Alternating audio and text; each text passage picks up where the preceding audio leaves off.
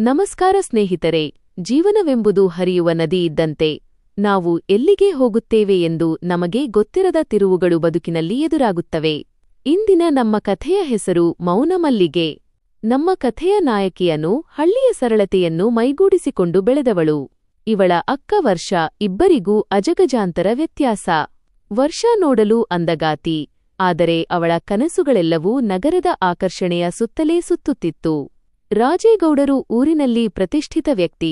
ಅವರು ತಮ್ಮ ಮಗಳು ವರ್ಷಾಳ ಮದುವೆಯನ್ನು ನೆರೆಯ ಊರಿನ ಪುನೀತ್ ಎಂಬ ಯುವಕನೊಂದಿಗೆ ನಿಶ್ಚಯಿಸಿದರು. ಪುನೀತ್ ಒಬ್ಬ ಕೃಷಿಕ, ತನ್ನ ಕೆಲಸದ ಮೇಲೆ ಶ್ರದ್ಧೆಯಿರುವವನು. ಆದರೆ ವರ್ಷಾಗೆ ಮಾತ್ರ ಈ ಸಂಬಂಧದ ಮೇಲೆ ಕಿಂಚಿತ್ತೂ ಆಸಕ್ತಿ ಇರಲಿಲ್ಲ. ಮದುವೆಗೆ ದಿನಗಣನೆ ಶುರುವಾಗಿತ್ತು. ಇಡೀ ಮನೆ ಬಗೆಬಗೆಯ ಅಲಂಕಾರಗಳು, ಬಂಧುಗಳ ಅಬ್ಬರ ಮತ್ತು ಮದುವೆಯ ಸಂಭ್ರಮದಿಂದ ಕಂಗೊಳಿಸುತ್ತಿತ್ತು. ಒಂದು ದಿನ ಮಧ್ಯಾಹ್ನ ಅನು ಅಡುಗೆ ಮನೆಯಲ್ಲಿ ಕೆಲಸ ಮುಗಿಸಿ ಅಕ್ಕನ ಕೋಣೆಯತ್ತ ಹೋದಳು. ಬಾಗಿಲು ಅರ್ಧ ತೆರೆದಿದ್ದು, ಒಳಗಿನಿಂದ ಅಳು ಕೇಳಿಸುತ್ತಿತ್ತು. ಅನು ಒಳಗೆ ಹೋಗಿ ನೋಡಿದಾಗ ವರ್ಷಾ ಹಾಸಿಗೆಯ ಮೇಲೆ ಮುಖ ಮುಚ್ಚಿಕೊಂಡು ಅಳುತ್ತಿದ್ದಳು. ಅನು ಅಕ್ಕನನ್ನು ಸಮಾಧಾನಿಸಲು ಪ್ರಯತ್ನಿಸಿದಳು. ಅಕ್ಕ, ಇದು ನಿನ್ನ ಮದುವೆ ಮನೆ, ಎಲ್ಲರೂ ಖುಷಿಯಾಗಿದ್ದಾರೆ, ನೀನೇನಾದರೂ ಬೇಸರದಲ್ಲಿ ಇದ್ದೀಯಾ ಎಂದು ಕೇಳಿದಳು. ವರ್ಷಾ ಒಮ್ಮೆಲೆ ಕೋಪದಿಂದ ಎದ್ದು ಕುಳಿತುಕೊಂಡಳು. ಅವಳ ಕಣ್ಣಲ್ಲಿ ಅಳುವಿಗಿಂತ ಹೆಚ್ಚಾಗಿ ಆಕ್ರೋಶವಿತ್ತು. ಅನು, ನಿನಗೆ ಈ ಹಳ್ಳಿಯ ಜೀವನ, ಈ ರೈತ ಹುಡುಗ ಎಲ್ಲವೂ ಚೆನ್ನಾಗಿ ಕಾಣುತ್ತಿರಬಹುದು. ಆದರೆ ನನಗೆ ಇದು ಉಸಿರುಗಟ್ಟುತ್ತಿದೆ. ನನಗೆ ಇಷ್ಟವಿಲ್ಲದ ಮದುವೆಯನ್ನು ನನ್ನ ಮೇಲೆ ಒತ್ತಾಯಿಸುತ್ತಿದ್ದಾರೆ. ನನಗೆ ಈ ಹಳ್ಳಿಯಿಂದ ದೂರ ಹೋಗಬೇಕು, ನಗರದ ಸ್ವಾತಂತ್ರ್ಯವನ್ನು ಅನುಭವಿಸಬೇಕು. ನಾನು ಈ ಮದುವೆ ಮಾಡಿಕೊಳ್ಳುವುದಿಲ್ಲ ಎಂದು ಕಡ್ಡಿ ಮುರಿದಂತೆ ಹೇಳಿದಳು. ಅನುಗೆ ದಿಗ್ಭ್ರಮೆಯಾಯಿತು. ಅಪ್ಪ ರಾಜೇಗೌಡರ ಕಠಿಣ ಸ್ವಭಾವ ಅವಳಿಗೆ ಚೆನ್ನಾಗಿ ಗೊತ್ತಿತ್ತು. ಅಪ್ಪನಿಗೆ ವಿಷಯ ತಿಳಿಯಿತೆಂದರೆ ಮನೆಯಲ್ಲಿ ಏನಾಗುತ್ತದೋ ಎಂಬ ಭಯ ಅವಳನ್ನು ಕಾಡಿತು. ಆದರೆ ವರ್ಷಾ ಮಾತ್ರ ಯಾವುದಕ್ಕೂ ಜಗ್ಗುವಂತೆ ಕಾಣುತ್ತಿರಲಿಲ್ಲ. ಅವಳ ಮುಖದಲ್ಲಿ ಒಂದು ನಿರ್ಧಾರದ ಸ್ಪಷ್ಟತೆ ಇತ್ತು. ಅದೇ ಸಮಯದಲ್ಲಿ ಮನೆಯ ಅಂಗಳದಲ್ಲಿ ರಾಜೇಗೌಡರು ಪುನೀತ್ನ ಮನೆಯವರೊಂದಿಗೆ ಮದುವೆಯ ಸಿದ್ಧತೆಗಳ ಬಗ್ಗೆ ಫೋನ್ನಲ್ಲಿ ಗಂಭೀರವಾಗಿ ಚರ್ಚಿಸುತ್ತಿದ್ದರು. ಪುನೀತ್ನ ಕುಟುಂಬದವರು ನಾಳೆ ಮದುವೆಯ ಶಾಸ್ತ್ರಕ್ಕಾಗಿ ಮನೆಗೆ ಬರುತ್ತಿದ್ದಾರೆ ಎಂಬ ವಿಷಯ ಹೊರಗೆ ಹರಡುತ್ತಿತ್ತು. ಮನೆಯಲ್ಲಿ ಎಲ್ಲರೂ ಸಂಭ್ರಮದಿಂದ ಕೆಲಸ ಮಾಡುತ್ತಿದ್ದರೆ, ಕೋಣೆಯೊಳಗೆ ವರ್ಷಾ ಮತ್ತು ಅನು ನಡುವೆ ಒಂದು ರೀತಿಯ ಮೌನ ಆವರಿಸಿತ್ತು. ಅನು ಅಕ್ಕನನ್ನು ಎಷ್ಟೇ ಸಮಾಧಾನಿಸಲು ಹೋದರೂ ವರ್ಷಾ ತನ್ನ ನಿರ್ಧಾರದಿಂದ ಹಿಂದೆ ಸರಿಯುತ್ತಿರಲಿಲ್ಲ. ಅಪ್ಪನ ಮರ್ಯಾದೆ ಮತ್ತು ಅಕ್ಕನ ಹಠದ ನಡುವೆ ಅನು ಬಡಪಾಯಿಯಂತೆ ನಿಂತಿದ್ದಳು. ಆ ಸಂಭ್ರಮದ ಮನೆಯಲ್ಲಿ ಮದುವೆಯ ಮುನ್ನಾದಿನದ ಆತಂಕ ಶುರುವಾಗಿತ್ತು. ಹೊರಗೆ ಹಕ್ಕಿಗಳ ಕಲರವ, ಗಾಳಿಯ ಅಬ್ಬರ ಎಲ್ಲವೂ ಸಾಮಾನ್ಯವಾಗಿದ್ದರೂ ಆ ಮನೆಯ ಗೋಡೆಗಳ ನಡುವೆ ಒಂದು ದೊಡ್ಡ ಬಿರುಗಾಳಿ ಬೀಸುವ ಲಕ್ಷಣಗಳು ಸ್ಪಷ್ಟವಾಗಿ ಗೋಚರಿಸುತ್ತಿದ್ದವು. ಮದುವೆಗೆ ಇನ್ನೂ 2 ದಿನಗಳು ಮಾತ್ರ ಬಾಕಿಯಿದ್ದವು. ಮನೆಯ ವಾತಾವರಣದಲ್ಲಿ ಸಂತೋಷಕ್ಕಿಂತ ಹೆಚ್ಚಾಗಿ ಮದುವೆಯ ಸಿದ್ಧತೆಗಳ ಒತ್ತಡವೇ ಎದ್ದು ಕಾಣುತ್ತಿತ್ತು. ಅಮ್ಮ ಮತ್ತು ನೆಂಟರು ಸೇರಿ ಅಡುಗೆ ಮನೆ, ಮಂಟಪದ ಕೆಲಸಗಳನ್ನು ಹಂಚಿಕೊಳ್ಳುತ್ತಿದ್ದರು. ರಾಜೇಗೌಡರು ಅಂಗಳದಲ್ಲಿ ಕುಳಿತು ಪುನೀತ್ನ ಮನೆಯವರಿಗೆ ಕಳುಹಿಸಬೇಕಾದ ಉಡುಗೊರೆಗಳನ್ನು ಅಣಿಗೊಳಿಸುತ್ತಿದ್ದರು.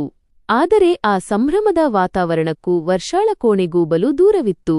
ಕೋಣೆಯ ಕಿಟಕಿಯ ಬಳಿ ಕುಳಿತು ದೂರದ ರಸ್ತೆಯನ್ನೇ ನೋಡುತ್ತಿದ್ದ ವರ್ಷಾಳ ಮನಸ್ಸು ಎಲ್ಲೋ ಹಾರಿಹೋಗಿತ್ತು. ಅತ್ತ ಅನು ಅಮ್ಮ ಕಳುಹಿಸಿದ ಹಾಲಿನ ಲೋಟವನ್ನು ಹಿಡಿದು ಅಕ್ಕನ ಕೋಣೆಯ ಬಾಗಿಲು ತಟ್ಟಿದಳು.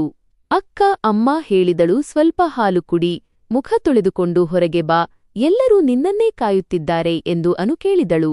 ಆದರೆ ವರ್ಷಾ ಕೋಣೆಯ ಬಾಗಿಲು ತೆರೆಯಲೇ ಇಲ್ಲ.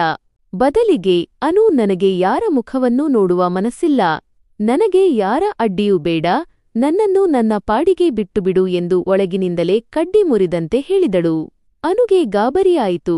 ಅಕ್ಕ ಅಳುತ್ತಿಲ್ಲ, ಬದಲಿಗೆ ಎಲ್ಲವನ್ನೂ ಮೌನವಾಗಿ ಸಹಿಸುತ್ತಿರುವಂತೆ ತೋರುತ್ತಿದ್ದಳು. ಅವಳ ಮೌನದಲ್ಲಿ ಒಂದು ಭಯಾನಕವಾದ ಸಿಟ್ಟು ಅಡಗಿದೆ ಎಂಬುದು ಅನುಗೆ ಅರಿವಾಯಿತು. ಅನು ಅಡುಗೆ ಮನೆಗೆ ಬಂದು ಅಮ್ಮನಿಗೆ ಸುಳ್ಳು ಹೇಳಬೇಕಾಯಿತು. ಅಮ್ಮ, ಅಕ್ಕನಿಗೆ ಸ್ವಲ್ಪ ತಲೆನೋವು ಇದೆಯಂತೆ, ಅದಕ್ಕೆ ವಿಶ್ರಾಂತಿ ಪಡೆಯುತ್ತಿದ್ದಾಳೆ ಎಂದು ನುಡಿದಳು. ಅನುಗೆ ಗೊತ್ತಿತ್ತು ಅಕ್ಕ ವಿಶ್ರಾಂತಿ ಪಡೆಯುತ್ತಿಲ್ಲ ಎಂದು. ಆದರೆ ರಾಜೇಗೌಡರ ಕಠಿಣ ಸ್ವಭಾವದ ಬಗ್ಗೆ ಅನುಗೆ ಚೆನ್ನಾಗಿ ಗೊತ್ತಿತ್ತು. ಅವರು ಅಕ್ಕನ ಈ ವರ್ತನೆಯನ್ನು ಎಂದಿಗೂ ಸಹಿಸುವುದಿಲ್ಲ. ಅಪ್ಪನಿಗೆ ಆಗುವ ನೋವಿನ ಬಗ್ಗೆ ಯೋಚಿಸಿದರೆ ಅನುಗೆ ಮೈನಡುಗುತ್ತಿತ್ತು. ಅತ್ತ ಅಂಗಳದಲ್ಲಿ ರಾಜೇಗೌಡರು ಪುನೀತ್ನ ತಂದೆಯೊಂದಿಗೆ ಫೋನ್ನಲ್ಲಿ ಮಾತನಾಡುತ್ತಿದ್ದರು. ಮದುವೆಗೆ ಎಲ್ಲಾ ಸಿದ್ಧವಾಗಿದೆ, ನಾಳೆ ಸಂಜೆ ಮದುವೆ, ಹೆಣ್ಣಿನ ಕಡೆಯವರು ಸಿದ್ಧವಾಗಿರಿ, ಎಲ್ಲವೂ ಅಂದುಕೊಂಡಂತೆ ಆಗುತ್ತದೆ ಎಂದು ರಾಜೇಗೌಡರು ನಗುತ್ತಾ ಹೇಳುತ್ತಿದ್ದರು. ಆ ಮಾತುಗಳನ್ನು ಕಿಟಕಿಯ ಹಿಂದಿನಿಂದ ಕೇಳುತ್ತಿದ್ದ ವರ್ಷಾಳ ಮುಖದಲ್ಲಿ ಒಂದು ಕಹಿ ನಗು ಮೂಡಿತು. ಆ ನಗುವಿನಲ್ಲಿ ಏನೋ ಒಂದು ರಹಸ್ಯ ಅಡಗಿತ್ತು. ಅಂದು ರಾತ್ರಿ ಅನುಗೆ ನಿದ್ದೆಯೇ ಬರಲಿಲ್ಲ. ಅಕ್ಕನ ಕೋಣೆಯ ಕಡೆಗೆ ಪದೇ ಪದೇ ನೋಟ ಬೀರುತ್ತಿದ್ದಳು. ಮನೆಯವರೆಲ್ಲರೂ ನಿದ್ದೆಗೆ ಜಾರಿದ್ದರು. ಆದರೆ ವರ್ಷಾಳ ಕೋಣೆಯ ದೀಪ ಮಾತ್ರ ಉರಿಯುತ್ತಿತ್ತು. ಏನೋ ಒಂದು ದೊಡ್ಡ ತಪ್ಪು ನಡೆಯುತ್ತಿದೆ ಎಂಬ ಸುಳಿವು ಅನುಗೆ ಸಿಗುತ್ತಲೇ ಇತ್ತು. ಆ ರಾತ್ರಿಯನು ಕಂಡದ್ದು ಅಕ್ಕನನ್ನೂ ಅಲ್ಲ, ಬದಲಿಗೆ ತನ್ನ ಭವಿಷ್ಯವನ್ನು ಬದಲಾಯಿಸಬಲ್ಲ ಒಂದು ಬಿರುಗಾಳಿಯನ್ನೇ. ಮನೆಯ ಶಾಂತವಾದ ವಾತಾವರಣದಲ್ಲಿ ಹೊರಗಿನಿಂದ ಕೇಳಿಸುತ್ತಿದ್ದ ಕೀಟಗಳ ಶಬ್ದ ಹೊರತುಪಡಿಸಿದರೆ ಉಳಿದೆಲ್ಲವೂ ಮೌನವಾಗಿತ್ತು. ಆ ಮೌನವೇ ಒಂದು ದೊಡ್ಡ ಬಿರುಗಾಳಿಗೆ ಮುನ್ಸೂಚನೆಯಂತೆ ಭಾಸವಾಗುತ್ತಿತ್ತು. ಅನು ಹಾಸಿಗೆಯ ಮೇಲೆ ಹೊರಳಾಡುತ್ತಾ ಯೋಚಿಸುತ್ತಿದ್ದಳು. ಇದ್ದಕ್ಕಿದ್ದಂತೆ ಅಕ್ಕನ ಕೋಣೆಯಿಂದ ಕೇಳಿಬಂದ ಸಣ್ಣದಾದ ಶಬ್ದವೊಂದು ಅನುಳನ್ನು ದಿಗ್ಭ್ರಮೆಗೊಳಿಸಿತು. ಬಾಗಿಲ ಸರಪಳಿ ಮೆಲ್ಲನೆ ಬಿಚ್ಚಲ್ಪಟ್ಟ ಆ ಶಬ್ದ ಅನುಳ ಕಿವಿಗೆ ಸ್ಪಷ್ಟವಾಗಿ ಕೇಳಿಸಿತು. ಅನು ಮೆಲ್ಲಗೆ ಎದ್ದು ಕುಳಿತುಕೊಂಡಳು. ಹೃದಯ ವೇಗವಾಗಿ ಬಡಿಯುತ್ತಿತ್ತು. ಅಕ್ಕ ಕೋಣೆಯಿಂದ ಹೊರಗೆ ಬರುತ್ತಿದ್ದಾಳಾ? ಎಲ್ಲಿಗೆ ಹೋಗುತ್ತಿದ್ದಾಳೆ? ಅನು ಅಡಿಯಿಟ್ಟು ಅಕ್ಕನ ಕೋಣೆಯ ಕಡೆಗೆ ಹೆಜ್ಜೆ ಹಾಕಿದಳು. ಆ ಕ್ಷಣದ ತನಕ ಅನುಗೆ ತಿಳಿದಿರಲಿಲ್ಲ ಆ ಒಂದು ಹೆಜ್ಜೆ ಅವಳ ಜೀವನವನ್ನೇ ಬದಲಾಯಿಸುತ್ತದೆ ಎಂದು.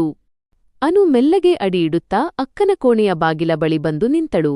ಆ ಕತ್ತಲೆಯಲ್ಲಿ ಬಾಗಿಲು ಸ್ವಲ್ಪ ತೆರೆದಿತ್ತು. ಅನು ಒಳಗೆ ಇಣುಕಿ ನೋಡಿದಾಗ ಅವಳ ಕಣ್ಣುಗಳು ಅಚ್ಚರಿಯಿಂದ ಅರಳಿದವು. ಕೋಣೆಯಲ್ಲಿ ಅಕ್ಕ ವರ್ಷ ಇರಲಿಲ್ಲ. ಕಿಟಕಿ ತೆರೆದಿತ್ತು ಮತ್ತು ತಣ್ಣನೆಯ ಗಾಳಿ ಒಳಗೆ ಬೀಸುತ್ತಿತ್ತು. ವರ್ಷ ಕಿಟಕಿಯ ಮೂಲಕ ಹೊರಗೆ ಹೋಗಿದ್ದಳಾ?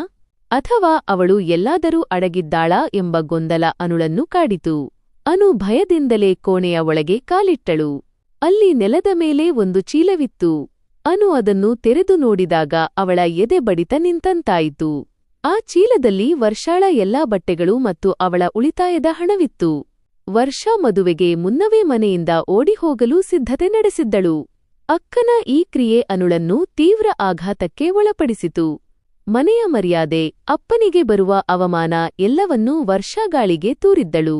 ಇದೇ ಸಮಯದಲ್ಲಿ ಅಂಗಳದಿಂದ ಅಪ್ಪ ರಾಜೇಗೌಡರ ಧ್ವನಿ ಕೇಳಿಸಿತು. ಅವರು ರಾತ್ರಿ ನೀರಿನ ಬಿಂದಿಗೆ ಹಿಡಿದು ಹೊರಗೆ ಬಂದಿದ್ದರು. ಅನುಗೆ ತಕ್ಷಣವೇ ಹೊಳೆದದ್ದು ಒಂದೇ ವಿಷಯ, ಅಪ್ಪನಿಗೆ ಇದು ಗೊತ್ತಾದರೆ ಅವರು ತಡೆದುಕೊಳ್ಳುವುದಿಲ್ಲ. ಅನು ಕೂಡಲೇ ಅಕ್ಕನ ಕೋಣೆಯಿಂದ ಹೊರಬಂದು ಅತ್ತ ಇತ್ತ ನೋಡಿ ಕಿಟಕಿಯ ಬಳಿ ಹೋಗಿ ನೋಡಿದಳು. ಅಂಗಳದ ಕತ್ತಲೆಯಲ್ಲಿ ಯಾರೋ ಓಡುತ್ತಿರುವ ಸುಳಿವು ಸಿಕ್ಕಿತು. ಅದು ವರ್ಷ ತೋಟದ ಬದಿಯ ದಾರಿಯಲ್ಲಿ ವೇಗವಾಗಿ ಓಡುತ್ತಿದ್ದಳು. ಅವಳ ಕೈಯಲ್ಲಿ ಒಂದು ಸಣ್ಣ ಬ್ಯಾಗಿತ್ತು. ಅನುಗೆ ಏನು ಮಾಡಬೇಕೆಂದು ತೋಚಲಿಲ್ಲ. ತಕ್ಷಣವೇ ಅಪ್ಪನ ಬಳಿ ಹೋಗಿ ಹೇಳಬೇಕಾ ಅಥವಾ ಅಕ್ಕನನ್ನು ತಡೆಯಬೇಕಾ? ಅನು ನಿರ್ಧಾರ ತೆಗೆದುಕೊಳ್ಳುವ ಮೊದಲೇ ವರ್ಷ ತೋಟದ ದಾರಿ ದಾಟಿ ಕತ್ತಲೆಯಲ್ಲಿ ಮರೆಯಾಗಿದ್ದಳು. ಅನುಳ ಕಣ್ಣಲ್ಲಿ ನೀರು ಜರಿಯಿತು. ಅಕ್ಕ ತಾನು ಬಯಸಿದ ನಗರದ ಬದುಕನ್ನು ಹುಡುಕಿಕೊಂಡು ಹೊರಟು ಹೋದಳು. ಮರುದಿನ ಬೆಳಿಗ್ಗೆ ಸೂರ್ಯೋದಯವಾಗುತ್ತಲೇ ಮನೆಯಲ್ಲಿ ಸಂಭ್ರಮದ ಸಿದ್ಧತೆಗಳು ಶುರುವಾದವು. ಅಮ್ಮ ಅಡುಗೆ ಮನೆಯಲ್ಲಿ ಬ್ಯೂಸಿಯಾಗಿದ್ದರು. ರಾಜೇಗೌಡರು ಮಂಟಪದವರೊಂದಿಗೆ ಮಾತನಾಡುತ್ತಿದ್ದರು. ಅನುಗೆ ಮಾತ್ರ ಮಲಗಲು ಸಾಧ್ಯವಾಗಲಿಲ್ಲ. ಅಕ್ಕ ಇಲ್ಲ ಎಂಬ ಸತ್ಯವನ್ನು ಅಮ್ಮನಿಗೆ ಹೇಗೆ ಹೇಳಲಿ? ಇಡೀ ದಿನ ಹೇಗೆ ಕಳೆಯುವುದು? ಎಲ್ಲಕ್ಕಿಂತ ಹೆಚ್ಚಾಗಿ ಮದುವೆಯ ಶಾಸ್ತ್ರಕ್ಕೆ ಬಂದಾಗ ಪುನೀತ್ ಕಡೆಯವರು ಏನು ಕೇಳುತ್ತಾರೆ? ಅನುಳ ದೃಶ್ಯಕ್ಕೆ ಹೆದರಿಕೆ ಹೆಚ್ಚುತ್ತಿತ್ತು. ಅನು ಧೈರ್ಯ ಮಾಡಿ ಅಕ್ಕನ ಕೋಣೆಗೆ ಹೋಗಿ ಮತ್ತೆ ನಾಟಕ ಮಾಡತೊಡಗಿದಳು. ಅಮ್ಮ, ಅಕ್ಕ ಇನ್ನೂ ನಿದ್ದೆ ಮಾಡುತ್ತಿದ್ದಾಳೆ, ಅವಳಿಗೆ ಹತ್ತಿರದ ದೇವಸ್ಥಾನಕ್ಕೆ ಹೋಗಿ ಬೇಗ ಬರುವೆ ಎಂದು ಹೇಳಿ ಕಳುಹಿಸು ಎಂದು ಹೇಳಿ ಮನೆಯಿಂದ ಹೊರಬಂದಳು. ಅನುಗೆ ಗೊತ್ತಿತ್ತು ಇದು ಹೆಚ್ಚು ಸಮಯದವರೆಗೆ ಮುಚ್ಚಿಡಲು ಸಾಧ್ಯವಿಲ್ಲ ಎಂದು. ಅವಳು ನೇರವಾಗಿ ತೋಟದ ದಾರಿಗೆ ಓಡಿದಳು. ಅಲ್ಲಿ ಅಕ್ಕನ ಹೆಜ್ಜೆ ಗುರುತುಗಳು ಸ್ಪಷ್ಟವಾಗಿ ಕಾಣುತ್ತಿದ್ದವು. ಅವಳು ಯಾವುದೋ ವಾಹನಕ್ಕಾಗಿ ಕಾಯುತ್ತಾ ರಸ್ತೆಯ ತುದಿಗೆ ಹೋಗಿದ್ದಳು. ಅನುಗೆ ಆ ಕ್ಷಣದಲ್ಲಿ ಅರಿವಾಯಿತು ವರ್ಷಾಳ ನಿರ್ಧಾರ ಎಷ್ಟು ಕಠಿಣವಾಗಿತ್ತು ಎಂದು. ಮನೆಯವರು ವರ್ಷಾಳಿಗಾಗಿ ಹುಡುಕಾಟ ನಡೆಸುವ ಮುನ್ನವೇ ಅನುಗೆ ಅಕ್ಕನ ಈ ಸತ್ಯವನ್ನು ಮುಚ್ಚಿಡಲು ಸಾಧ್ಯವೇ? ಅಪ್ಪ ರಾಜೇಗೌಡರ ಕೋಪಕ್ಕೆ ತುತ್ತಾಗುವ ಮೊದಲು ಏನಾದರೂ ದಾರಿ ಹುಡುಕಲೇಬೇಕಿತ್ತು. ಅದೇ ಸಮಯಕ್ಕೆ ಅಂಗಳದಲ್ಲಿ ರಾಜೇಗೌಡರು, ಅನು, ವರ್ಷ ಇನ್ನೂ ಏಳಲಿಲ್ಲವೇ? ಪುನೀತ್ ಕಡೆಯವರು ಬರುವ ಸಮಯವಾಯಿತು, ಅವಳನ್ನು ಬೇಗ ಸಿದ್ಧಪಡಿಸು ಎಂದು ಕೂಗಿದರು. ಅನುಳ ಮೈ ನಡುಗಿತು. ಮುಂದೇನು ಎಂಬ ಆತಂಕದ ಪ್ರಶ್ನೆ ಅವಳನ್ನು ಕಾಡುತ್ತಿತ್ತು. ಅಂಗಳದಲ್ಲಿ ಅಪ್ಪ ರಾಜೇಗೌಡರು ಗಟ್ಟಿ ಧ್ವನಿಯಲ್ಲಿ ಕರೆದಾಗ ಅನುಳ ಎದೆ ನಡುಗಿತು. ಅಕ್ಕನ ಕೋಣೆಯಲ್ಲಿ ಅವಳು ಇಲ್ಲ ಎಂಬ ಸತ್ಯವನ್ನು ಅಪ್ಪನಿಗೆ ಹೇಗೆ ಹೇಳಲಿ? ಒಂದು ಕ್ಷಣ ಏನೂ ತೋಚದೆ ಅನು ಅಲ್ಲಿಯೇ ಸ್ತಬ್ಧವಾಗಿ ನಿಂತಳು. ಅಪ್ಪನ ಧ್ವನಿ ಎರಡನೇ ಬಾರಿ ಕೇಳಿಸಿತು. ಅನು, ಏನು ಮಾಡುತ್ತಿದ್ದೀಯಾ ಅಲ್ಲಿ? ವರ್ಷಾನನ್ನು ಬೇಗ ರೆಡಿ ಮಾಡು ಅಂದೆನಲ್ಲ. ಅನು ಧೈರ್ಯವನ್ನು ಒಟ್ಟುಗೂಡಿಸಿಕೊಂಡು ಅಂಗಳಕ್ಕೆ ಬಂದು, ಅಪ್ಪ, ವರ್ಷಾ, ಅವಳು ಪೂಜೆಗಾಗಿ ತೋಟದ ಕಡೆ ಹೋಗಿದ್ದಾಳೆ. ಸ್ವಲ್ಪ ಹೊತ್ತಿನಲ್ಲಿ ಬರ್ತಾಳೆ ಎಂದು ತಡವರಿಸುತ್ತಾ ಹೇಳಿದಳು. ರಾಜೇಗೌಡರು ಅಸಮಾಧಾನದಿಂದ, ಈ ಮದುವೆ ಮನೆಯಲ್ಲಿ ಅಲೆದಾಡುವುದು ಸರಿಯಲ್ಲ, ಬೇಗ ಬರಲಿ ಎಂದು ಹೇಳು ಎಂದು ಗದರಿ ಒಳಗಡೆ ಹೋದರು. ಅನು ಅಲ್ಲಿಂದ ನೇರವಾಗಿ ಅಕ್ಕನ ಕೋಣೆಗೆ ಹೋಗಿ ಬಾಗಿಲು ಹಾಕಿ ಅಕ್ಕನಂತೆಯೇ ಸೀರೆ ಮತ್ತು ಅಲಂಕಾರಿಕ ವಸ್ತುಗಳನ್ನು ಹೊರಗೆ ಹರಡಿಯಿಟ್ಟಳು. ಅಕ್ಕ ಇನ್ನು ಹಿಂತಿರುಗುವುದಿಲ್ಲ ಎಂಬ ಸತ್ಯ ಅನುಗೆ ಅರಿವಿತ್ತು. ಆದರೆ ಮನೆಯವರ ಕಣ್ಣಿಗೆ ಅಕ್ಕ ಮನೆಯಲ್ಲೇ ಇದ್ದಾಳೆ ಎಂದು ನಂಬಿಸುವುದು ಅವಳ ಮುಂದಿದ್ದ ದೊಡ್ಡ ಸವಾಲು. ಅನು ಕೋಣೆಯ ಒಳಗಡೆ ಸಣ್ಣ ಸಣ್ಣ ಶಬ್ದಗಳನ್ನು ಮಾಡುತ್ತಾ ಅಕ್ಕ ಇದ್ದಾಳೆ ಎಂಬ ಭ್ರಮೆಯನ್ನು ಸೃಷ್ಟಿಸಲು ಪ್ರಯತ್ನಿಸಿದಳು. ಮಧ್ಯಾಹ್ನವಾಗುತ್ತಲೇ ಮನೆಗೆ ಪುನೀತ್ ಕಡೆಯವರು ಬರುವ ಸಮಯವಾಯಿತು. ರಾಜೇಗೌಡರು ಸಿದ್ಧತೆಗಳನ್ನು ಪರಿಶೀಲಿಸುತ್ತಿದ್ದರು. ಅನುಗೆ ಅಕ್ಕನ ಕೋಣೆಯ ಕಡೆಗೆ ಹೋಗಲು ಭಯವಾಗುತ್ತಿತ್ತು. ಇದ್ದಕ್ಕಿದ್ದಂತೆ ಅಮ್ಮ ಅಡುಗೆ ಮನೆಯಿಂದ ಬಂದು, ಅನು, ವರ್ಷ ಇನ್ನೂ ಬಂದಿಲ್ವಾ? ಪುನೀತ್ ಕಡೆಯವರು ಬಂದ್ರೂ ಅನ್ಸುತ್ತೆ, ಹೋಗಿ ಅವಳನ್ನು ಕರೆದುಕೊಂಡು ಬಾ ಎಂದು ಹೇಳಿ ಅಡುಗೆ ಮನೆಗೆ ಹೋದರು. ಅನು ಅಕ್ಕನ ಕೋಣೆಯ ಬಳಿ ಹೋಗಿ, ಅಕ್ಕ, ದಯವಿಟ್ಟು ಬಂದುಬಿಡು, ಇಲ್ಲದಿದ್ದರೆ ಅಪ್ಪನಿಗೆ ನಾವು ಉತ್ತರ ಕೊಡಲು ಸಾಧ್ಯವಿಲ್ಲ ಎಂದು ಕಣ್ಣೀರು ಹಾಕಿದಳು. ಒಳಗಿನಿಂದ ಉತ್ತರ ಬರಲಿಲ್ಲ, ಅದು ಬರುವುದೂ ಇಲ್ಲ ಎಂದು ಅವಳಿಗೆ ಗೊತ್ತು. ಅನು ಕೋಣೆಯ ಬಾಗಿಲನ್ನು ಅರ್ಧ ತೆರೆದು, ಹೊರಗಿನಿಂದ ಯಾರಾದರೂ ನೋಡಿದರೆ ಅಕ್ಕ ಕುಳಿತಿದ್ದಾಳೆ ಎಂದು ಕಾಣುವಂತೆ ಸೀರೆ ಮತ್ತು ದೀಪವನ್ನು ಸಿದ್ಧಪಡಿಸಿದಳು. ಅದೇ ಸಮಯದಲ್ಲಿ ಹೊರಗೆ ಕಾರಿನ ಹಾರ್ನ್ ಸದ್ದು ಕೇಳಿಸಿತು. ಪುನೀತ್ ಕಡೆಯವರು ಬಂದಿದ್ದರು. ಅಂಗಳದಲ್ಲಿ ಜನಗಳ ಕಲರವ ಹೆಚ್ಚಾಯಿತು. ರಾಜೇಗೌಡರು ಅತಿಥಿಗಳನ್ನು ಸ್ವಾಗತಿಸಲು ಓಡಿದರು. ಅನುಗೆ ಉಸಿರುಗಟ್ಟಿದಂತಾಯಿತು. ಅತಿಥಿಗಳು ಬಂದು ಮದುವೆ ಹೆಣ್ಣನ್ನು ನೋಡಬೇಕು ಎಂದು ಹಠ ಹಿಡಿದರೆ ಅಕ್ಕನ ಕೋಣೆಯ ಬಾಗಿಲು ತೆರೆದರೆ ಏನಾಗಬಹುದು? ರಾಜೇಗೌಡರು ಅತಿಥಿಗಳನ್ನು ಕರೆದುಕೊಂಡು ಅಂಗಳಕ್ಕೆ ಬಂದರು. ಅನು ವರ್ಷಾನನ್ನು ಕರೆದುಕೊಂಡು ಬಾ ಎಂದು ಅಪ್ಪ ಅಪ್ಪಣೆ ಮಾಡಿದರು. ಅನು ಕಣ್ಣುಗಳಲ್ಲಿ ನೀರು ತುಂಬಿಕೊಂಡೇ ಅಕ್ಕನ ಕೋಣೆಯ ಕಡೆಗೆ ಹೆಜ್ಜೆ ಹಾಕಿದಳು. ಅವಳು ಬಾಗಿಲ ಬಳಿ ನಿಂತು, ಅಕ್ಕ, ದಯವಿಟ್ಟು ಬಾಗಿಲು ತೆರೆದು ಬಾ ಎಂದು ಅಳುತ್ತಾ ಹೇಳಿದಳು. ಆದರೆ ಒಳಗಿನಿಂದ ಯಾವುದೇ ಪ್ರತಿಕ್ರಿಯೆ ಬರಲಿಲ್ಲ. ಅತಿಥಿಗಳು ಅಂಗಳದಲ್ಲಿ ಕುಳಿತು, ಯಾಕೆ ತಡವಾಗುತ್ತಿದೆ ಎಂದು ಕೇಳಲು ಪ್ರಾರಂಭಿಸಿದರು. ರಾಜೇಗೌಡರ ಮುಖದಲ್ಲಿ ಆತಂಕದ ಗೆರೆಗಳು ಕಾಣತೊಡಗಿದವು. ಅವರು ಕೋಪದಿಂದ ಕೋಣೆಯ ಬಳಿ ಬಂದು ಬಾಗಿಲನ್ನು ಬಲವಾಗಿ ತಟ್ಟಿದರು. ವರ್ಷಾ, ಒಳಗಡೆ ಇದ್ದೀಯಾ?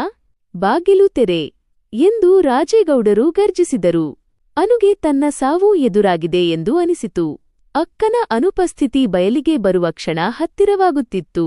ಅನು ಬಾಗಿಲನ್ನು ತೆರೆಯಲೇಬೇಕಾದ ಪರಿಸ್ಥಿತಿ ನಿರ್ಮಾಣವಾಯಿತು. ಇಡೀ ಮನೆಯ ಮರ್ಯಾದೆ ಆ ಒಂದು ಬಾಗಿಲಿನ ಹಿಂದಿನ ಸತ್ಯದ ಮೇಲೆ ನಿಂತಿತ್ತು. ರಾಜೇಗೌಡರು ಇನ್ನೊಮ್ಮೆ ಕೋಪದಿಂದ ಬಾಗಿಲನ್ನು ತಳ್ಳಲು ಕೈ ಹಾಕಿದರು. ಅನುಳ ಕೈಗಳು ನಡುಗುತ್ತಿತ್ತು.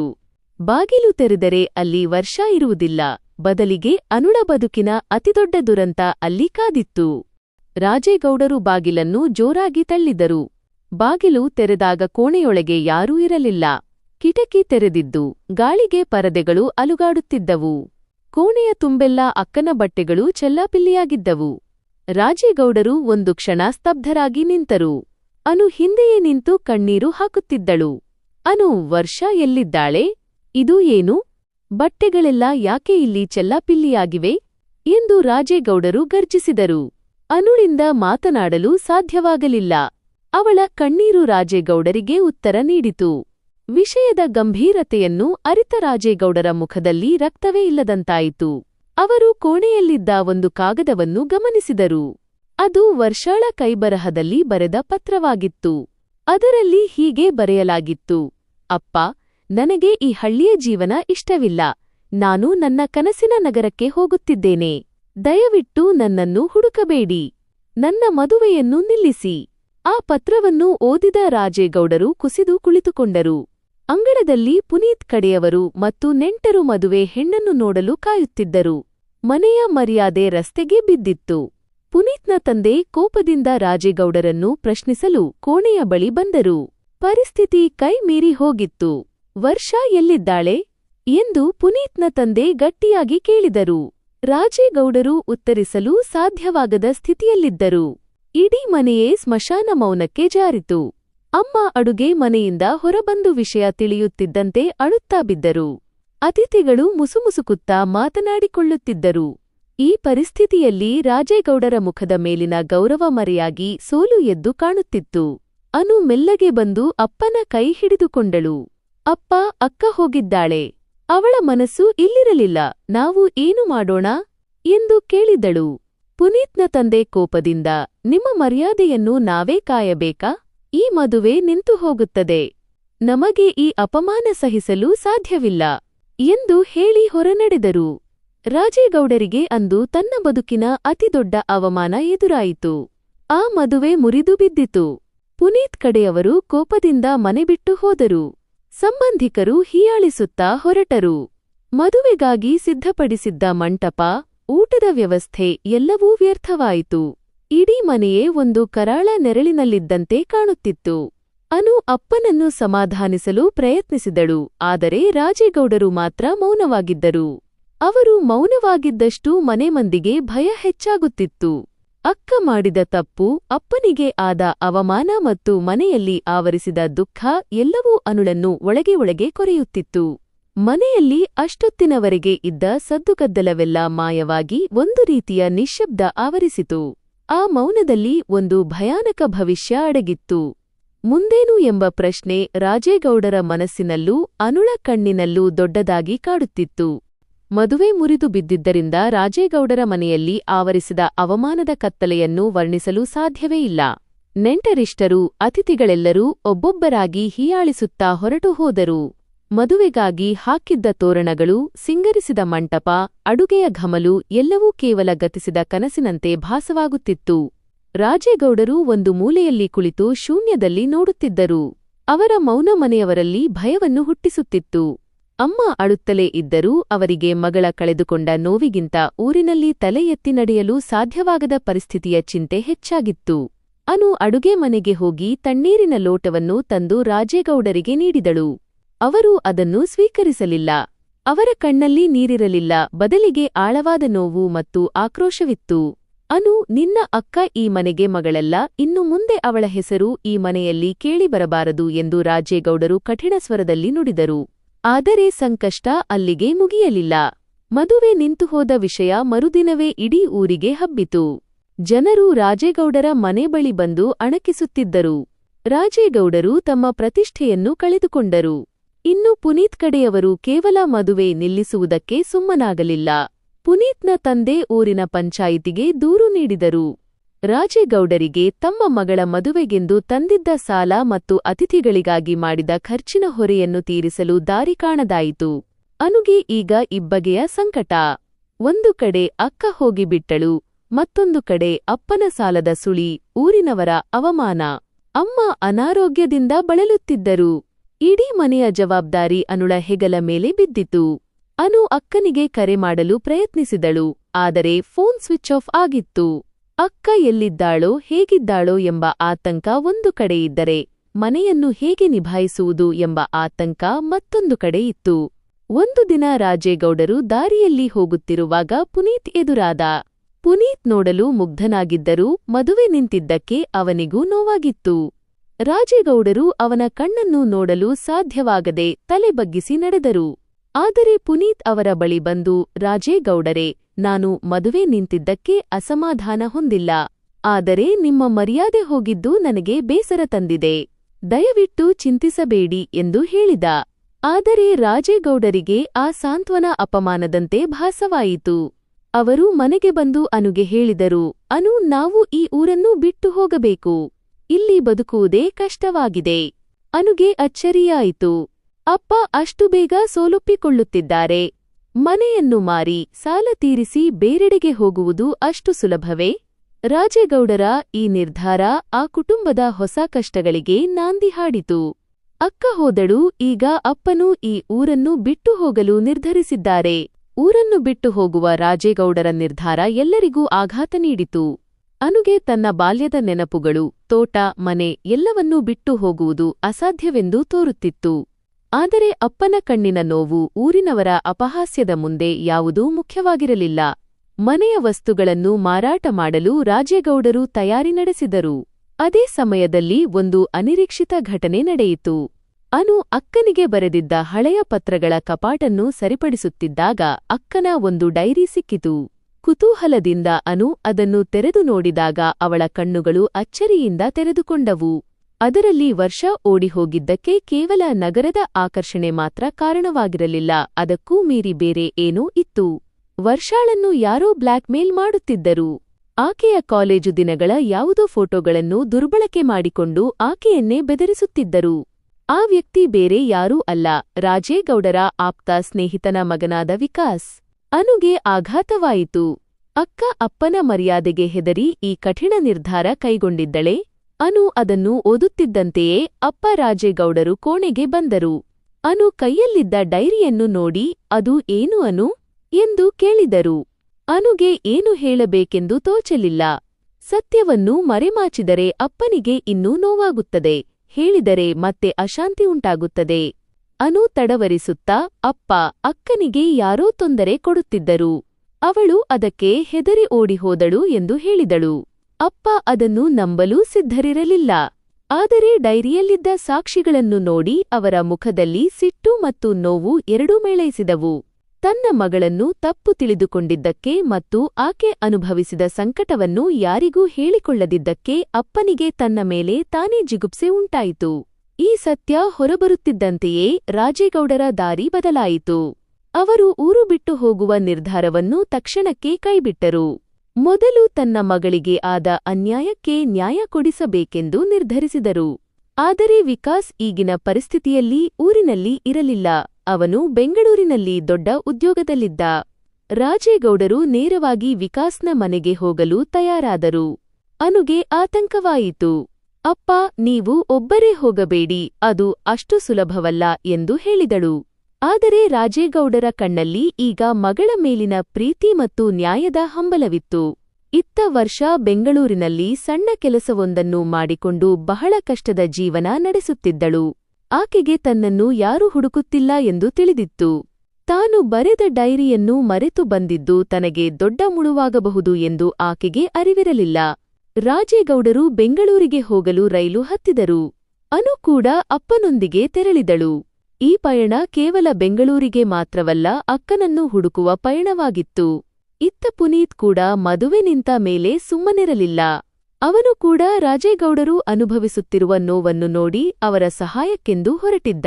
ಬೆಂಗಳೂರಿನ ಗದ್ದಲದ ನಡುವೆ ರಾಜೇಗೌಡರು ಮತ್ತು ಅನು ತಮ್ಮ ಹೊಸ ಪಯಣವನ್ನು ಶುರುಮಾಡಿದರು. ನಗರದ ದಟ್ಟಣೆಯಲ್ಲಿ ಅವರಿಗೆ ಅಕ್ಕನನ್ನಾಗಲಿ ವಿಕಾಸ್ನನ್ನಾಗಲಿ ಹುಡುಕುವುದು ಅಷ್ಟು ಸುಲಭವಾಗಿರಲಿಲ್ಲ. ರಾಜೇಗೌಡರು ಮೊದಲು ವಿಕಾಸ್ ಕೆಲಸ ಮಾಡುವ ಕಚೇರಿಯ ವಿಳಾಸವನ್ನು ಹುಡುಕಿಕೊಂಡು ಹೋದರು. ಅಲ್ಲಿ ವಿಕಾಸ್ನನ್ನು ಭೇಟಿಯಾದಾಗ ಅವನು ಅಹಂಕಾರದಿಂದ ನಗುತ್ತಾ, ವರ್ಷಾ ನನ್ನನ್ನು ಪ್ರೀತಿಸುತ್ತಿದ್ದಳು, ಅವಳ ಫೋಟೋಗಳಿಗೂ ನನಗೂ ಯಾವುದೇ ಸಂಬಂಧವಿಲ್ಲ ಎಂದು ಸುಳ್ಳು ಹೇಳಿದನು. ರಾಜೇಗೌಡರು ಅವನ ಕಾಲರ್ ಹಿಡಿದು, ನನ್ನ ಮಗಳ ಬದುಕಿನ ಜೊತೆ ಚೆಲ್ಲಾಟವಾಡಿದ್ದಕ್ಕೆ ನಿನಗೆ ತಕ್ಕ ಶಾಸ್ತಿ ಮಾಡುತ್ತೇನೆ ಎಂದು ಗರ್ಜಿಸಿದರು. ವಿಕಾಸ್ ಮಾತ್ರ, ವರ್ಷಾ ಎಲ್ಲಿದ್ದಾಳೋ ನನಗೆ ಗೊತ್ತಿಲ್ಲ, ಬೇಕಿದ್ದರೆ ಹುಡುಕಿಕೊಳ್ಳಿ ಎಂದು ದರ್ಪದಿಂದ ಸವಾಲು ಹಾಕಿದನು. ಅನುಗೆ ಈಗ ಅಕ್ಕನನ್ನೂ ಹುಡುಕಬೇಕು, ವಿಕಾಸ್ನ ಬಣ್ಣವನ್ನು ಬಯಲು ಮಾಡಬೇಕು ಎಂಬ ಇಬ್ಬಗೆಯ ಚಿಂತೆ ಕಾಡುತ್ತಿತ್ತು. ಅದೇ ಸಮಯದಲ್ಲಿ ಬೆಂಗಳೂರಿನ ಒಂದು ಸಣ್ಣ ಅಪಾರ್ಟ್ಮೆಂಟ್ನಲ್ಲಿ ವರ್ಷಾ ಕಣ್ಣೀರು ಹಾಕುತ್ತಾ ಕುಳಿತಿದ್ದಳು. ತಾನು ಮಾಡಿದ ತಪ್ಪಿಗೆ ಪ್ರತಿದಿನ ಪಶ್ಚಾತ್ತಾಪ ಪಡುತ್ತಿದ್ದಳು. ಮನೆಯವರ ನೆನಪು ಅವಳನ್ನು ಕಾಡುತ್ತಿತ್ತು. ಆದರೆ ಅಪ್ಪನಿಗೆ ಮುಖ ತೋರಿಸಲು ಧೈರ್ಯವಿರಲಿಲ್ಲ. ಅನಿರೀಕ್ಷಿತವಾಗಿ ಅವಳ ಮನೆ ಬಾಗಿಲು ಬಡಿಯುವ ಸದ್ದು ಕೇಳಿಸಿತು. ಬಾಗಿಲು ತೆರೆದಾಗ ಅವಳಿಗೆ ಕಂಡದ್ದು ಪುನೀತ್. ವರ್ಷಾ ಆಶ್ಚರ್ಯದಿಂದ ಸ್ತಬ್ಧಳಾದಳು. ಪುನೀತ್ ಬೆಂಗಳೂರಿನಲ್ಲೇ ಕೆಲಸ ಹುಡುಕಿಕೊಂಡು ಬಂದಿದ್ದನು. ಅವನು ವರ್ಷಾಳನ್ನು ನೋಡಿ, ನಿನಗೆ ಕಷ್ಟ ಇದೆ ಎಂದು ನನಗೆ ಮೊದಲೇ ತಿಳಿದಿತ್ತು. ನಿನಗೆ ನ್ಯಾಯ ಸಿಗುವವರೆಗೆ ನಾವು ಹೋರಾಡಬೇಕು ಎಂದು ಧೈರ್ಯ ತುಂಬಿದನು. ವರ್ಷಾ ಪುನೀತ್ನ ಉದಾರತೆಯನ್ನು ನೋಡಿ ಕಣ್ಣೀರು ಸುರಿಸಿದಳು. ಅವಳು ತನ್ನ ಬದುಕಿನಲ್ಲಿ ಆದ ಅನ್ಯಾಯದ ಬಗ್ಗೆ ಎಲ್ಲವನ್ನೂ ಪುನೀತ್ಗೆ ವಿವರಿಸಿದಳು. ಪುನೀತ್ ತಕ್ಷಣವೇ ರಾಜೇಗೌಡರಿಗೆ ಫೋನ್ ಮಾಡಿ ತಾನು ವರ್ಷಾಳ ಜೊತೆ ಇರುವುದನ್ನು ತಿಳಿಸಿದನು. ಆ ಸುದ್ದಿ ಕೇಳಿ ಅಪ್ಪನ ಕಣ್ಣಲ್ಲಿ ಆನಂದ ಬಾಷ್ಪ ಹರಿಯಿತು. ಎಲ್ಲರೂ ಒಂದೆಡೆ ಸೇರಲು ಸಿದ್ಧರಾದರು. ಆದರೆ ವಿಕಾಸ್ ತಾನು ಸಿಕ್ಕಿಬೀಳುತ್ತಿದ್ದೇನೆ ಎಂದು ಅರಿತು ಅವರೆಲ್ಲರನ್ನೂ ಮುಗಿಸಲು ಪ್ಲಾನ್ ಮಾಡುತ್ತಿದ್ದನು. ಇತ್ತ ಅನು ವಿಕಾಸ್ನ ಕಚೇರಿಯಿಂದ ಅವನು ವರ್ಷಾಳ ಫೋಟೋಗಳನ್ನು ದುರ್ಬಳಕೆ ಮಾಡಿಕೊಂಡಿರುವ ಸಾಕ್ಷ್ಯಗಳನ್ನು ರಹಸ್ಯವಾಗಿ ಕಲೆಹಾಕುತ್ತಿದ್ದಳು. ವಿಕಾಸ್ ಒಬ್ಬ ಕ್ರಿಮಿನಲ್ ಎಂದು ಪೊಲೀಸರಿಗೆ ದೂರು ನೀಡಲು ಎಲ್ಲಾ ಸಿದ್ಧತೆ ಮಾಡಿಕೊಂಡಳು. ರಾಜೇಗೌಡರು, ಪುನೀತ್ ಮತ್ತು ವರ್ಷಾ ಒಂದು ಕಡೆ, ಅನು ಇನ್ನೊಂದು ಕಡೆ ವಿಕಾಸ್ನ ಅಹಂಕಾರವನ್ನು ಮುರಿಯಲು ಎಲ್ಲರೂ ಒಗ್ಗೂಡುತ್ತಿದ್ದರು. ನಗರದ ಒಂದು ಪಾರ್ಕ್ನಲ್ಲಿ ಎಲ್ಲರೂ ಭೇಟಿಯಾಗಲು ತೀರ್ಮಾನಿಸಿದರು. ವರ್ಷಾ ಅಪ್ಪನನ್ನು ಭೇಟಿಯಾಗಲು ಹೋಗುತ್ತಿದ್ದಾಗ ವಿಕಾಸ್ನ ಗೂಂಡಾಗಳು ಅವಳನ್ನು ಅಡ್ಡಗಟ್ಟಿದರು. ಪಾರ್ಕ್ನ ಒಂದು ಮೂಲೆಯಲ್ಲಿ ವಿಕಾಸ್ನ ಗೂಂಡಾಗಳು ವರ್ಷಾಳನ್ನು ಮುತ್ತಿಗೆ ಹಾಕಿದ್ದರು. ಅವಳನ್ನು ಕಾರಿನತ್ತ ಎಳೆದುಕೊಂಡು ಹೋಗಲು ಪ್ರಯತ್ನಿಸುತ್ತಿದ್ದರು. ನನ್ನನ್ನು ಬಿಡಿ, ನಾನು ಅಪ್ಪನ ಬಳಿ ಹೋಗಬೇಕು ಎಂದು ವರ್ಷಾ ಜೋರಾಗಿ ಕಿರುಚುತ್ತಿದ್ದಳು. ಆದರೆ ಆ ನಿರ್ಜನ ಪ್ರದೇಶದಲ್ಲಿ ಅವಳ ಸಹಾಯಕ್ಕೆ ಯಾರೂ ಇರಲಿಲ್ಲ. ಅದೇ ಸಮಯಕ್ಕೆ ಸರಿಯಾಗಿ ಪುನೀತ್ ಆ ಸ್ಥಳಕ್ಕೆ ಬೈಕ್ನಲ್ಲಿ ನುಗ್ಗಿ ಬಂದನು. ಅವನು ತನ್ನ ಪ್ರಾಣವನ್ನೂ ಲೆಕ್ಕಿಸದೆ ಗೂಂಡಾಗಳನ್ನು ಎದುರಿಸಿದನು. ಆ ಗಲಾಟೆಯ ನಡುವೆಯೇ ರಾಜೇಗೌಡರು ಕೂಡ ಸ್ಥಳಕ್ಕೆ ಬಂದರು. ರಾಜೇಗೌಡರನ್ನು ನೋಡಿದ ಗೂಂಡಾಗಳು ಸ್ವಲ್ಪ ಹಿಂಜರಿದರು. ಆದರೆ ದೂರದಲ್ಲಿ ಕಾರಿನಲ್ಲಿ ಕುಳಿತು ಎಲ್ಲವನ್ನೂ ವೀಕ್ಷಿಸುತ್ತಿದ್ದ ವಿಕಾಸ್ ತಾನೇ ನೇರವಾಗಿ ಅಖಾಡಕ್ಕೆ ಇಳಿದನು. ರಾಜೇಗೌಡರೇ, ಇಲ್ಲಿವರೆಗೂ ಬಂದಿದ್ದೀರಾ? ಆದರೆ ನಿಮ್ಮ ಮಗಳ ಬದುಕು ಈಗ ನನ್ನ ಕೈಯಲ್ಲಿದೆ ಎಂದು ವಿಕಾಸ್ ಅಣಕಿಸಿದನು. ಅಷ್ಟರಲ್ಲಿ ಅಲ್ಲಿಗೆ ಪೊಲೀಸ್ ಜೀಪಿನ ಸೈರನ್ ಸದ್ದು ಕೇಳಿಸಿತು. ವಿಕಾಸ್ ದಂಗಾಗಿ ಹೋದನು. ಕಾರಿನಿಂದ ಹೊರಬಂದ ಅನು ಕೈಯಲ್ಲಿ ಕೆಲವು ದಾಖಲೆಗಳನ್ನು ಹಿಡಿದುಕೊಂಡು ಪೊಲೀಸರ ಜೊತೆ ಬಂದಿದ್ದಳು. ಅನು ಪೊಲೀಸರ ಕಡೆ ಕೈ ತೋರಿಸಿ, ಇನ್ಸ್ಪೆಕ್ಟರ್ ಸಾಹೇಬರೇ, ಈ ವಿಕಾಸ್ ಕಳೆದ 1 ವರ್ಷದಿಂದ ನನ್ನ ಅಕ್ಕನನ್ನು ಹೆದರಿಸಿ ಹಣ ವಸೂಲಿ ಮಾಡಿದ್ದಾನೆ. ಅದಕ್ಕೆ ಸಂಬಂಧಿಸಿದ ಎಲ್ಲಾ ಸಾಕ್ಷ್ಯಗಳು ಮತ್ತು ಫೋನ್ ರೆಕಾರ್ಡಿಂಗ್ಸ್ ಇಲ್ಲಿದೆ ಎಂದು ಗಟ್ಟಿಯಾಗಿ ಹೇಳಿದಳು. ವಿಕಾಸ್ ತನ್ನನ್ನು ತಾನು ಸಮರ್ಥಿಸಿಕೊಳ್ಳಲು ಪ್ರಯತ್ನಿಸಿದರೂ ಅನು ತಂದಿದ್ದ ಸಾಕ್ಷ್ಯಗಳು ಅವನನ್ನು ತೀವ್ರ ಸಂಕಷ್ಟಕ್ಕೆ ಸಿಲುಕಿಸಿದವು. ಪೊಲೀಸರು ವಿಕಾಸ್ನನ್ನು ಬಂಧಿಸಿದರು. ಅವನ ದರ್ಪ, ಅಹಂಕಾರ ಎಲ್ಲವೂ ನಿಮಿಷಗಳಲ್ಲಿ ಕರಗಿಹೋಯಿತು. ವರ್ಷಾ ಅಪ್ಪನ ಕಾಲು ಹಿಡಿದು ಬಿಕ್ಕಿ ಬಿಕ್ಕಿ ಅಳಲಾರಂಭಿಸಿದಳು. ಅಪ್ಪ, ನನ್ನನ್ನು ಕ್ಷಮಿಸಿ. ನಾನು ಎಲ್ಲವನ್ನೂ ಮುಚ್ಚಿಡಬಾರದಿತ್ತು ಎಂದು ಅಂಗಲಾಚಿದಳು. ರಾಜೇಗೌಡರು ವರ್ಷಾಳನ್ನು ಎತ್ತಿ ನಿಲ್ಲಿಸಿ ಅವಳ ಕಣ್ಣೀರು ಒರೆಸಿದರು. ನನ್ನ ಮಗಳ ಮೇಲೆ ನಂಬಿಕೆ ಇಡಬೇಕಾದ ನಾನು ಲೋಕದ ಮಾತುಗಳನ್ನು ಕೇಳಿ ಮೋಸ ಹೋದೆ. ಆ ತಪ್ಪು ನನ್ನದು, ನಿನ್ನದಲ್ಲಮ್ಮ ಎಂದು ಅವಳನ್ನು ತಬ್ಬಿಕೊಂಡರು. ಅಕ್ಕ ಮತ್ತು ತಂಗಿ ವರ್ಷಗಳ ನಂತರ ಪರಸ್ಪರ ಅಪ್ಪಿಕೊಂಡು ಅಳುತ್ತಿದ್ದರು. ಆ ಕ್ಷಣದಲ್ಲಿ ಅಲ್ಲಿಯವರೆಗೆ ಇದ್ದ ಎಲ್ಲಾ ನೋವು, ಅವಮಾನಗಳು ಮಾಯವಾಗಿ ಕುಟುಂಬದ ಪ್ರೀತಿ ಪುನಃ ಚಿಗುರಿತು. ಆದರೆ ಎಲ್ಲವೂ ಅಂದುಕೊಂಡಂತೆ ಶಾಂತವಾಯಿತೆ? ಪುನೀತ್ ಮತ್ತು ವರ್ಷಾಳ ಸಂಬಂಧದ ಬಗ್ಗೆ ಅಪ್ಪ ಏನು ನಿರ್ಧಾರ ತೆಗೆದುಕೊಳ್ಳುತ್ತಾರೆ? ಅನುಳ ಈ ಧೈರ್ಯಕ್ಕೆ ಎಲ್ಲರೂ ಮೆಚ್ಚುಗೆ ವ್ಯಕ್ತಪಡಿಸಿದರು. ವಿಕಾಸ್ ಬಂಧನದ ನಂತರ ಎಲ್ಲವೂ ಬದಲಾಗಿತ್ತು. ಬೆಂಗಳೂರಿನ ಆ ಪಾರ್ಕ್ನಿಂದ ರಾಜೇಗೌಡರ ಕುಟುಂಬ ತಮ್ಮ ಹಳ್ಳಿಯತ್ತ ಹೆಜ್ಜೆ ಹಾಕಿತು. ಆದರೆ ಈ ಬಾರಿ ಅವರು ಹೋದಾಗ ಇದ್ದ ಕಳವಳವೋ ಅಥವಾ ಅವಮಾನವೋ ಈಗಿರಲಿಲ್ಲ. ಬದಲಿಗೆ ಒಂದು ದೊಡ್ಡ ಬಿರುಗಾಳಿ ದಾಟಿ ಬಂದ ಸಮಾಧಾನ ಎಲ್ಲರ ಮುಖದಲ್ಲಿತ್ತು. ಮನೆಯ ಮರ್ಯಾದೆಯನ್ನು ಮರುಸ್ಥಾಪಿಸಿದ ಕೀರ್ತಿಯನುಗೆ ಸಲ್ಲಬೇಕಿತ್ತು. ಆಕೆ ತೋರಿಸಿದ ಧೈರ್ಯ ಮತ್ತು ಸಮಯಪ್ರಜ್ಞೆ ಇಡೀ ಕುಟುಂಬವನ್ನೇ ಉಳಿಸಿತ್ತು. ಮನೆಗೆ ಬಂದ ತಕ್ಷಣ ರಾಜೇಗೌಡರು ನೇರವಾಗಿ ಪುನೀತ್ನ ಮನೆಗೆ ಹೋದರು. ಅಂದು ಮದುವೆ ನಿಂತಾಗ ಪುನೀತ್ನ ತಂದೆ ಅವಮಾನಿಸಿದ್ದಕ್ಕೆ ರಾಜೇಗೌಡರು ಬೇಸರಗೊಂಡಿದ್ದರು. ಆದರೆ ಇಂದು ಅವರೇ ತಲೆಬಾಗಿ ನಿಂತರು. ನನ್ನ ಮಗಳು ವರ್ಷಾಳಿಗೆ ಆದ ಅನ್ಯಾಯದ ಸತ್ಯ ತಿಳಿದಿರಲಿಲ್ಲ. ಇಂದು ಅನ್ಯಾಯವನ್ನೆಲ್ಲ ತೊರೆದು ಬಂದಿದ್ದಾಳೆ. ಪುನೀತ್ ಆಕೆಯನ್ನು ಇಷ್ಟಪಡುತ್ತಾನೆ ಎಂಬುದು ನಮಗೆ ತಿಳಿದಿದೆ. ನಮ್ಮ ಮನೆಯಲ್ಲಿ ಈ ಮದುವೆ ನಡೆಯಬೇಕೆಂದು ನನ್ನ ಆಸೆ ಎಂದು ವಿನಂತಿಸಿದರು.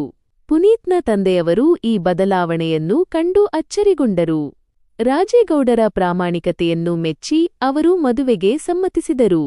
ವರ್ಷಾ ಮತ್ತು ಪುನೀತ್ರ ಮದುವೆ ಮರುನಿಶ್ಚಯವಾಯಿತು. ಈ ಬಾರಿ ಮದುವೆ ಮನೆ ಹಿಂದೆಂದಿಗಿಂತಲೂ ಹೆಚ್ಚು ಸಂಭ್ರಮದಿಂದ ಕೂಡಿತ್ತು. ಊರಿನ ಜನರೆಲ್ಲ ಅಂದು ಹೀಯಾಳಿಸಿದವರು ಇಂದು ಅಚ್ಚರಿಯಿಂದ ಮೆಚ್ಚುಗೆ ವ್ಯಕ್ತಪಡಿಸಿದರು. ಮದುವೆ ಮಂಟಪದಲ್ಲಿ ವರ್ಷಾ ಮತ್ತು ಪುನೀತ್ ಕುಳಿತಿದ್ದಾಗ ವರ್ಷಾ ಅನುಳ ಕೈ ಹಿಡಿದು ಕಣ್ಣೀರು ಹಾಕಿದಳು. ಅನು, ನೀನಿಲ್ಲದಿದ್ದರೆ ನಾನು ಇವತ್ತು ಈ ಸ್ಥಿತಿಯಲ್ಲಿ ಇರುತ್ತಿರಲಿಲ್ಲ. ನನ್ನ ಬದುಕಿನ ನಿಜವಾದ ಕಾವಲುಗಾರ ನೀನು ಎಂದಳು. ಅನು ನಗುತ್ತಾ, ಅಕ್ಕ, ಇದು ನಮ್ಮ ಕುಟುಂಬದ ಪ್ರೀತಿ. ಕಷ್ಟಗಳು ಬಂದಾಗ ನಾವು ಒಂದಾಗಿ ನಿಂತರೆ ಗೆಲುವು ಖಂಡಿತ ಎಂದಳು. ಮದುವೆ ಮುಗಿಯಿತು. ಜೀವನ ಮತ್ತೆ ಹಳಿಯ ಮೇಲೆ ಬಂತು. ಅಕ್ಕ ಅತ್ತೆಯ ಮನೆಗೆ ತೆರಳಿದಳು. ರಾಜೇಗೌಡರು ಮತ್ತೆ ತಮ್ಮ ತೋಟದ ಕೆಲಸದಲ್ಲಿ ಮಗ್ನರಾದರು. ಆದರೆ ಎಲ್ಲರಿಗಿಂತ ಬದಲಾಗಿದ್ದು ಅನು. ಅವಳು ಕೇವಲ ತುಂಟಾಟದ ಹುಡುಗಿಯಾಗಷ್ಟೇ ಉಳಿಯಲಿಲ್ಲ, ಬದಲಿಗೆ ಇಡೀ ಕುಟುಂಬದ ದಾರಿದೀಪವಾದಳು. ಬದುಕಿನ ಹಾದಿಯಲ್ಲಿ ಅನೇಕ ಮೌನಗಳು ಇರುತ್ತವೆ. ಆ ಮೌನಗಳಿಗೆ ಸರಿಯಾದ ಸಮಯದಲ್ಲಿ ಉತ್ತರ ಸಿಕ್ಕಾಗ ಜೀವನವೆಂಬ ಮಲ್ಲಿಗೆ ಮತ್ತೆ ಅರಳುತ್ತದೆ. ಇದೇ ಈ ಕಥೆಯ ಸಾರಾಂಶ. ಎಲ್ಲವೂ ಸುಖಾಂತ್ಯವಾಯಿತು, ಆದರೆ ಅಂದು ಅಕ್ಕನ ಕೋಣೆಯಲ್ಲಿ ಅನು ಕಂಡ ಆ ಮೌನವೇ ಇಂದು ಅವಳ ಜೀವನದ ಅತಿದೊಡ್ಡ ಪಾಠವಾಗಿ ಉಳಿಯಿತು. ಸ್ನೇಹಿತರೆ, ಇಂದಿನ ನಮ್ಮ ಮೌನ ಮಲ್ಲಿಗೆ ಕಥೆ ಇಲ್ಲಿಗೆ ಮುಕ್ತಾಯವಾಗುತ್ತದೆ. ಈ ಕಥೆಯ ಮೂಲಕ ನಾವು ಒಂದು ವಿಷಯವನ್ನು ಸ್ಪಷ್ಟವಾಗಿ ತಿಳಿದುಕೊಳ್ಳಬಹುದು. ಜೀವನದಲ್ಲಿ ಸಮಸ್ಯೆಗಳು ಬರುವುದು ಸಹಜ, ಆದರೆ ಅವುಗಳಿಗೆ ಹೆದರಿ ಓಡಿಹೋಗುವುದು ಪರಿಹಾರವಲ್ಲ. ವರ್ಷಾಳ ಜೀವನದಲ್ಲಿ ನಡೆದ ಘಟನೆಗಳನ್ನು ನೀವು ಗಮನಿಸಿದರೆ, ಆಕೆ ತನ್ನ ನೋವನ್ನು ಹಂಚಿಕೊಳ್ಳುವ ಬದಲು ಮೌನವಾಗಿ ಹೋದಳು. ಅದು ದೊಡ್ಡ ಅವಾಂತರಕ್ಕೆ ಕಾರಣವಾಯಿತು. ಬದಲಿಗೆ ಸಮಸ್ಯೆಯ ಮೂಲವನ್ನು ಅರಿತು ಧೈರ್ಯದಿಂದ ಅದನ್ನು ಎದುರಿಸಿದ್ದರೆ ಅಷ್ಟು ಕಷ್ಟಗಳ ಅಗತ್ಯವಿರುತ್ತಿರಲಿಲ್ಲ. ನಮ್ಮ ಕಥೆಯ ನಾಯಕಿಯನು ಎಂತಹ ಕಠಿಣ ಪರಿಸ್ಥಿತಿಯಲ್ಲೂ ತಾಳ್ಮೆ ಮತ್ತು ಧೈರ್ಯವನ್ನು ಕಳೆದುಕೊಳ್ಳದೆ ತನ್ನ ಕುಟುಂಬವನ್ನು ಹೇಗೆ ಒಂದುಗೂಡಿಸಿದಳು ಎಂಬುದು ನಮಗೆಲ್ಲರಿಗೂ ಒಂದು ದೊಡ್ಡ ಪಾಠ. ಹಾಗೆಯೇ ನಮ್ಮ ಮನೆಯವರನ್ನು ನಾವು ಯಾವಾಗಲೂ ನಂಬಬೇಕು ಮತ್ತು ಗೌರವಿಸಬೇಕು. ಕೆಲವೊಮ್ಮೆ ನಮ್ಮ ಹಠಮಾರಿ ಸ್ವಭಾವ ಅಥವಾ ಅತಿಯಾದ ಆಲೋಚನೆಗಳು ನಮ್ಮ ಪ್ರೀತಿಪಾತ್ರರಿಗೆ ನೋವನ್ನು ನೀಡಬಹುದು.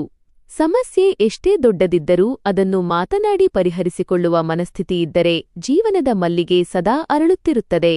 ಇಂತಹ ಅರ್ಥಪೂರ್ಣ ಕಥೆಗಳನ್ನು, ಮೌಲ್ಯಯುತ ಮಾಹಿತಿಯನ್ನು ಮತ್ತು ನಿಮ್ಮ ಜೀವನಕ್ಕೆ ಬೇಕಾದ ಸ್ಫೂರ್ತಿಯನ್ನು ಪಡೆಯಲು ನಮ್ಮ ಫಾರ್ಮಸಿಸ್ಟ್ ಮಾಮ್ ಯೂಟ್ಯೂಬ್ ಚಾನೆಲ್ ಅನ್ನು ತಪ್ಪದೆ ಸಬ್ಸ್ಕ್ರೈಬ್ ಮಾಡಿಕೊಳ್ಳಿ. ನಿಮ್ಮ ಪ್ರೀತಿ ಮತ್ತು ಬೆಂಬಲ ನಮಗೆ ಸದಾ ಅಗತ್ಯ. ಮುಂದಿನ ದಿನಗಳಲ್ಲಿ ಇನ್ನೂ ಅದ್ಭುತವಾದ ಕಥೆಗಳೊಂದಿಗೆ ನಿಮ್ಮನ್ನು ಭೇಟಿಯಾಗುತ್ತೇನೆ. ಅಲ್ಲಿಯವರೆಗೂ ನಗುನಗುತ್ತಾ ಆರೋಗ್ಯವಾಗಿರಿ. ಧನ್ಯವಾದಗಳು. ದಯವಿಟ್ಟು ಲೈಕ್ ಮಾಡಿ, ಶೇರ್ ಮಾಡಿ ಮತ್ತು ಸಬ್ಸ್ಕ್ರೈಬ್ ಮಾಡಲು ಮರೆಯದಿರಿ.